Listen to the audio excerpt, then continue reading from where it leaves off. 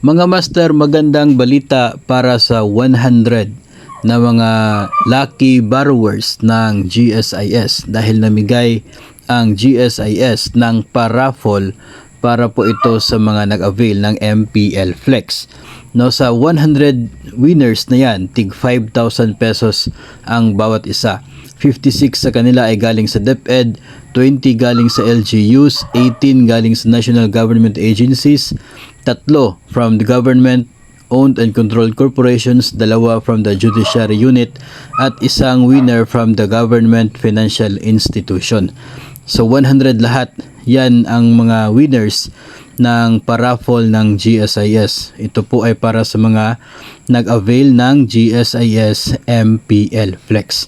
So total of 500,000 pesos ang halaga ng paraffol na ito, no, na premyo binigay ng GSIS. So ito po yung listahan ng mga agencies na taga doon po yung nanalo, no. Mayroon pong nanalo from Imus National High School, Galianosa National High School, DepEd Tacloban City District 2, Lumampong National High School, DepEd Nabunturan West District, dito po ito sa amin, Davao de Oro. May nanalo rin from Bagong Bayan District 3, Magsaysay National High School, I'm not sure kung saan Magsaysay ito, San Sebastian National High School, Gregoria de Jesus Elementary School, Zamboanga City High School Main, DepEd Davao, DepEd Camarines Sur 2 Division Office, DepEd Badian, DepEd Rojas, DepEd Santa Teresita, DepEd Division Office of Ligao City Elementary, meron din pong DepEd Division Office of Panabo sa Davao del Norte po ito. Meron din pong winners galing naman sa DepEd Ilocos Sur National High School, DepEd Jensan Senior High School, DepEd Mulavi East District, siguro sa Zamboanga, no. Dumalinaw National High School, DepEd Lalio 2 South, Naval National High School, may Pangdan National High School, BS Aquino Memorial High School, Talumo National High School sa Davao siguro ito, DepEd Arm Bayang District, Araulio High School, DepEd Elementary ng Can Avid. No, ito po ay ilan sa mga DepEd offices na mayroong mga personnel na kabilang sa lucky winners ng 5,000 pesos bawat isa. Mati National Comprehensive High School sa Davao Oriental, DepEd Talisay, siguro sa Cebu po ito, Negros Occidental High School, DepEd Toledo South, DepEd Hinunangan, DepEd Tapas East Capiz, DepEd Bugalion 1, Roberto H. Terol National High School, DepEd Division Office of Cadiz, Aurora Quezon Elementary School, DepEd Kiblawan District, DepEd Lucena South District, Ministry of Basic, Higher and Technical Education ng BARM, DepEd Bangoy District, Nabunturan National Comprehensive High School. Ito po yung alma mater ko, dito ako natapos ng high school.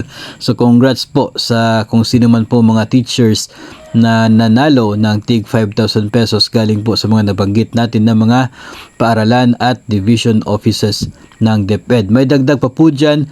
Ito pong Cagayan National High School, DepEd Gubat North, DepEd Division Office ng Misamis Oriental, DepEd San Fernando Secondary, DepEd Kinugitan, DepEd Division Office of San Carlos, DepEd Division Office of Antique, Bayawas Integrated School, DepEd Pangantukan, DepEd Dalyaon District, DepEd Division of Quezon Elementary at Dulag National High School. Ito po yung mga opisina ng DepEd na mayroon po mga winners ng tig 5,000 pesos galing po doon sa paraffol ni GSIS sa kanya po mga borrowers ng MPL Flex.